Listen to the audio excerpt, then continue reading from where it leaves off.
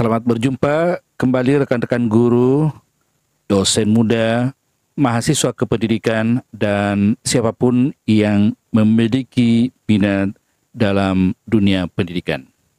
Mengajar seperti merawat taman, tentu memberikan air, memberi akses sinar matahari, dan nutrisi pada tanaman sangatlah penting. Sama seperti halnya dengan memberikan materi pelajaran pada siswa. Namun, setiap tanaman memiliki kebutuhan yang unik. Ada yang butuh air lebih banyak, ada yang butuh sinar matahari sedikit, dan begitu pula dengan siswa kita. Sama halnya dalam mengajar, menyentuh hati dan memahami psikologi siswa adalah seperti memberi nutrisi emosional. Itu seperti menyediakan lingkungan yang cocok, memberikan dorongan, mendengarkan, dan memahami kebutuhan serta perasaan mereka agar mereka dapat tumbuh dan berkembang dengan baik dalam belajar. Sebagaimana tanaman yang berkembang dengan subur, saat mendapat perawatan yang tepat, siswa pun akan berkembang dengan baik ketika guru memberikan perhatian pada aspek psikologi mereka. Salam edukasi, salam inspirasi. Semoga mencerahkan dan mencerdaskan. Selamat berjumpa di channel 10 Menit Menginspirasi. Untuk teman-teman insan pendidikan, guru, orang tua siswa, mahasiswa, dan siapapun Anda yang memiliki rasa ingin tahu tentang pendidikan, persekolahan, dan pembelajaran.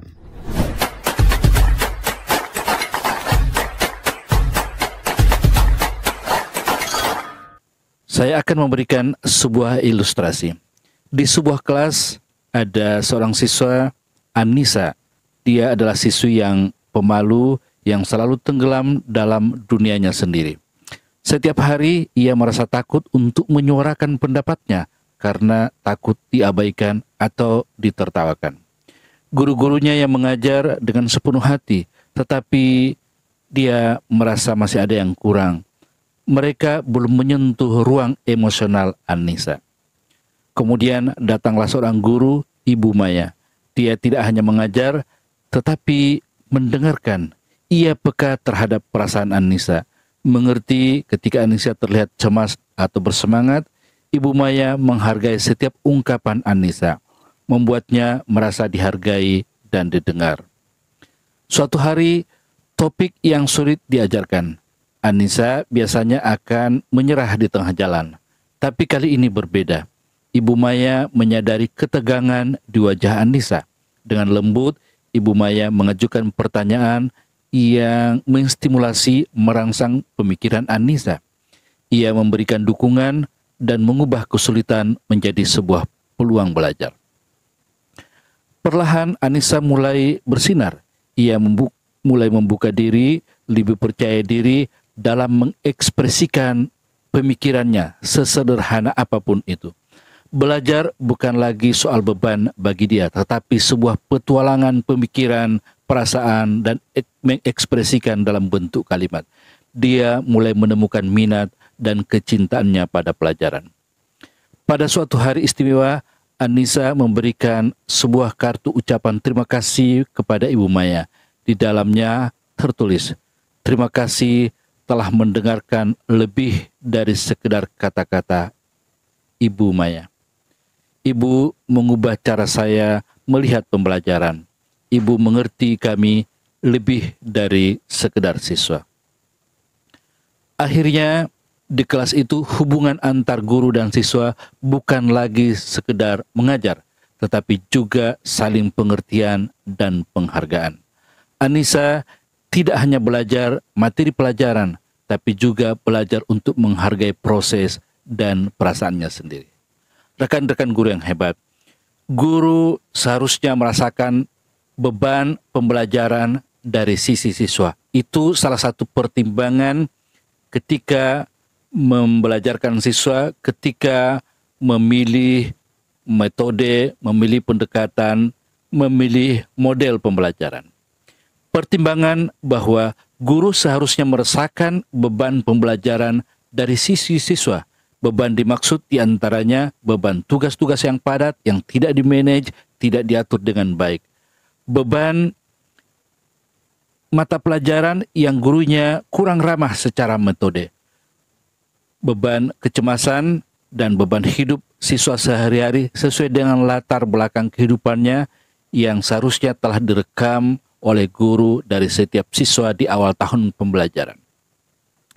Guru merasakan beban siswa adalah kunci untuk menciptakan pengalaman belajar yang lebih efektif dan lebih berharga. Jika peran kita hanya menyampaikan materi tanpa memperhatikan unsur psikologi, maka kita hanya sekedar mengajar dan itu bisa dilakukan oleh siapapun, bahkan oleh sesama siswa menyampaikan pada siswa yang lain. Tetapi di balik itu ada pertimbangan yang harus menjadi pertimbangan yang mendalam dari seorang guru, yaitu unsur psikologi. Dalam kondisi itu berarti kita tidak hanya mengajar, tapi juga kita tengah mendidik dan memperhatikan relung hati, pikiran, dan perasaan siswa kita. Untuk menghindari perilaku mengajar semaunya dalam tanda petik, dalam artian tanpa memperhatikan faktor psikologi siswa dan kurang memperhatikan kondisi psikologi siswa, ada beberapa aspek yang harus diperhatikan oleh guru. Pertama, empati dan kesadaran psikologi. Guru harus berusaha untuk memahami perasaan, kekhawatiran, dan tekanan yang dialami oleh siswa.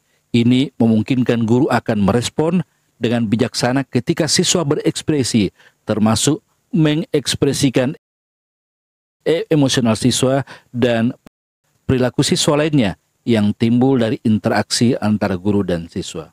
Mungkin ucapannya, mungkin perilakunya, dan seterusnya. Dengan memposisikan empati dan kesadaran psikologi ini, maka guru akan selalu memberikan respon positif dan dukungan yang diperlukan. Kedua, pemahaman tentang minat dan bakat.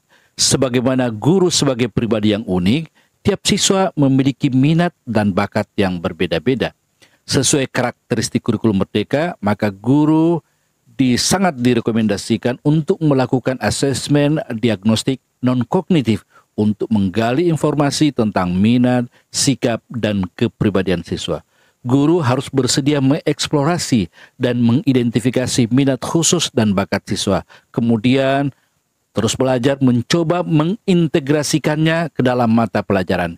Ini dapat meningkatkan motivasi siswa dan hasil belajar siswa. Misalnya ketika memberi contoh, maka dikaitkan dengan minat dan bakat, atau memberikan tugas yang disesuaikan dengan minat dan bakat siswa. Yang ketiga, penyesuaian gaya belajar. Guru harus menyadari bahwa siswa memiliki gaya belajar yang beragam.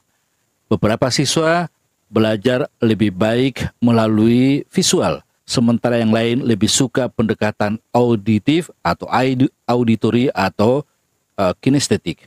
Guru harus mencoba berbagai pendekatan gaya belajar, pembelajaran, dan mengakomodasi preferensi belajar siswa untuk memaksimalkan pemahaman mereka. Mencoba berbagai metode dan pendekatan pembelajaran dengan mengakomodasi gaya belajar siswa. Berikut analogi bagaimana membelajarkan siswa berdasarkan gaya belajarnya. Visual, auditif, dan kinestetik dengan asumsi dengan contoh cara memasak. Siswa visual belajar efektif dengan cara melihat gambar resep, gambar hasil masakan yang sudah jadi. Jadi, guru bisa menggunakan gambar, tulisan di papan tulis, atau dengan slide PowerPoint yang berisi gambar dan kombinasi tulisan tentang masakan, termasuk resepnya. Siswa auditif belajar efektif dengan mendengarkan instruksi guru saat belajar memasak. Jadi, guru bisa menjelaskan dengan kata-kata dan ceramah, bisa juga dengan rekaman audio atau suara dari video. Sedangkan siswa bergaya belajar kinestetik akan belajar lebih efektif dengan mempraktikkan resep langsung dalam pembelajaran. Nah, kombinasi antara satu cara dengan cara lainnya membantu memfasilitasi ketiga gaya belajar dalam satu kelas. Praktik memasak tanpa penjelasan dan tanpa video, tulisan, atau gambar pendukung akan efektif bagi siswa kinestetik, tapi kurang efektif bagi siswa auditif dan siswa bergaya visual. Pembelajaran memasak hanya dengan menampilkan tulisan resep tidak efektif bagi siswa auditif dan siswa kinestetik. Pelajaran memasak dengan metode ceramah sedikit membantu siswa auditif tetapi tidak efektif bagi siswa kinestetik. Ini sekedar ilustrasi saja bagaimana guru berusaha memfasilitasi siswa dengan gaya belajar yang berbeda. Untuk memetakan hal tersebut tentu bisa diawali dengan asesmen diagnostik non-kognitif. Keempat, keterlibatan dan komunikasi. Cara membantu siswa merasa didengar dan dihargai adalah guru seharusnya aktif dalam berkomunikasi dengan siswa, mendorong pertanyaan, diskusi, refleksi. Ini juga memungkinkan guru untuk memahami ketidaknyamanan atau kesulitan yang dialami oleh siswa. Kelima, membantu siswa memperbaiki diri tanpa merasa dikritik. Membantu siswa memahami di mana mereka perlu memperbaiki diri tanpa merasa dikritik adalah hal yang bisa dilakukan oleh guru. Ini dengan memberikan masukan dan nasihat konstruktif dan fokus pada perkembangan siswa. Keenam, fleksibel dan penyesuaian. Terkadang rencana pembelajaran atau modul ajar yang sudah matang, sudah dipersiapkan dengan baik dan disesuaikan dengan kebutuhan siswa, sesuai dengan situasi dan kondisi pada saat mengajar. Mungkin sudah mempersiapkan metode belajar tertentu, mungkin sudah menyiapkan model pelajaran dengan urutan sintaksnya, urutan-urutan kegiatannya, termasuk pendekatan. Tetapi guru harus siap untuk beradaptasi dengan perubahan dalam lingkungan kelas, termasuk perubahan perkembangan situasi siswa dalam kondisi tertentu atau tantangan yang mungkin muncul. Dalam kondisi itu, maka sangat dimungkinkan guru memiliki plan A, plan B, plan C, rencana A, rencana B, dan seterusnya. Sehingga jika situasi dan kondisinya tidak memungkinkan, maka segera switch on, segera berpindah kepada strategi, kepada model pembelajaran, kepada metode pembelajaran dan pendekatan lainnya. Ketujuh, membantu siswa merasa lebih percaya diri dalam belajar. Guru seharusnya tidak hanya memberikan jawaban, memberikan respon, tetapi juga mendorong siswa untuk mengembangkan kemampuan berpikir kritis dan memecahkan masalah sendiri. Ini akan membantu siswa merasa lebih percaya diri dalam belajar. Rekan-rekan guru yang hebat, pemahaman mendalam tentang aspek-aspek ini dapat membantu guru menjadi fasilitator pembelajaran yang efektif, memotivasi siswa, dan menciptakan lingkungan kelas yang mendukung pertumbuhan intelektual dan emosional mereka. Dengan demikian, guru tidak hanya akan mengajar, tetapi juga mendidik secara holistik. Dengan begitu, akan menggoda siswa dengan sentuhan psikologi.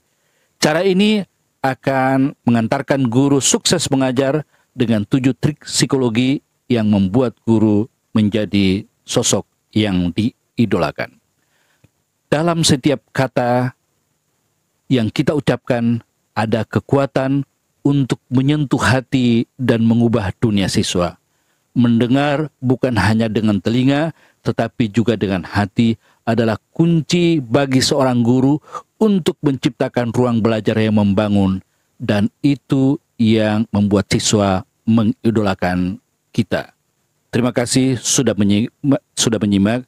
Jangan lupa like, komen, dan share. Akhirnya saya ingin menyampaikan bahwa jika teman-teman mendapat manfaat dari channel ini, silakan bagikan pada orang-orang yang dikasihi. Bagikan pula pada grup media sosial teman-teman. Dengan demikian, mereka pun bisa mendapat informasi, mungkin saja bisa terinspirasi dan tercerahkan. Karena berbagi itu indah, berbagi itu ibadah. Salam edukasi, salam inspirasi.